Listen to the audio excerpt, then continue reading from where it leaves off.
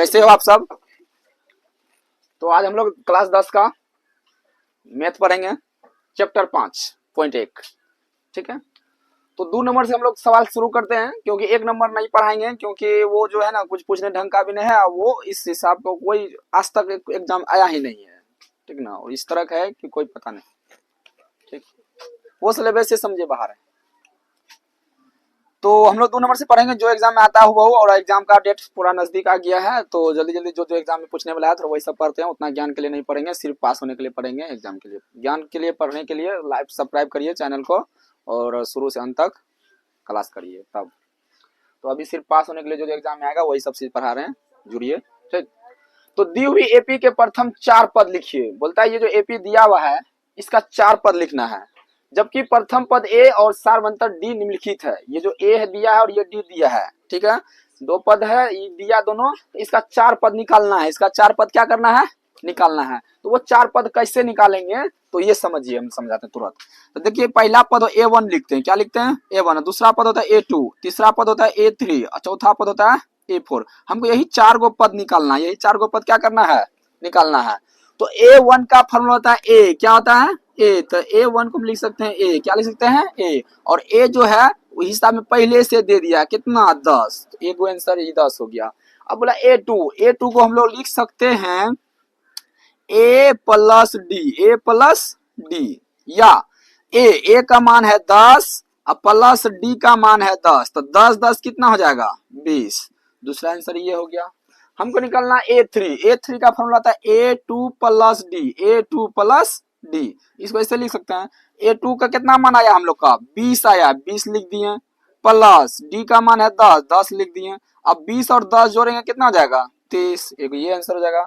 A4 निकालना है। A4 का फॉर्मूला लिखेंगे A3 plus D. A3 plus D, तो A3 का मान अभी तुरंत निकाले 30, प्लस डी, डी का मान है 10, तो 10 लिख देंगे। अब 30 और 10 जोड़ेंगे कितना हो जाएगा? 40। यही इसका हो गया आंसर।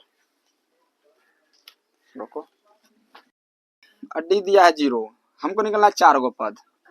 तो A1 निकालेंगे, फिर A2 निकालेंगे, फिर A3 निकालेंगे, फिर यहाँ A4 निकालेंगे। ठीक, तो A1 का फॉर्मूला होता है A, और A बराबर कितना है? -2। A2 बराबर होता है कितना? तो A1 प्लस डी। ठीक है, तो A1 है -2 प्लस डी है 0। अब -2 में 0 जोड़ेंगे कितना हो जाएगा? -2 ही हो जाएगा, है कि नहीं? तो खिचड़ी पक गया, इसको हटा देते हैं। A3 निकालेंगे। अब A3 बराबर हो जाएगा A2 प्लस डी। अब देखिए A2 निकला कितना? -2, अब प्लस डी कितना है? 0, तो 0 जोड़ देंगे। अब -2 में 0 जोड़ेंगे -2 ये हो जाएगा, है कि नहीं? ये हटाइए। A4 निकालेंगे। A4 का फॉर्मूला आता है A3 प्लस डी, और देखिए A3 अभी तुरंत निकाले कितना? -2, अब प्लस डी, डी का मान कितना है? 0। अब -2 में 0 जोड़ेंगे तो -2 ही हो जाएगा। 3 को देख लेते हैं, इसको हटाइए, बाद में लिखेंगे हम लोग उस साइड में। A बराबर 4 है, डी बराबर -3 है। हमको निकलना है A1, A2, A3, A4। ठीक है, A1 है 4, A है 1, A1 को लिखते हैं A। क्या लिखते हैं? A। और A बराबर कितना है यहाँ?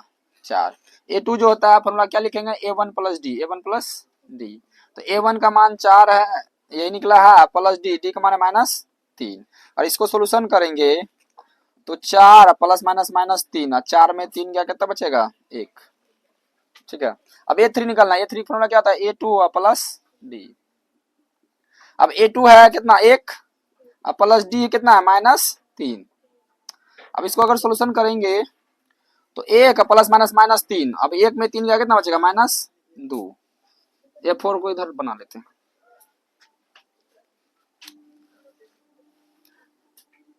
A4 का फॉर्मूला होता है A3 प्लस डी, और A3 निकला है -2, और प्लस डी का मान है -3, तो -2 हो गया, ये प्लस -3 हो गया। -2 -3 माइनस होता है 5, यही हो जाएगा इसका आंसर, 4।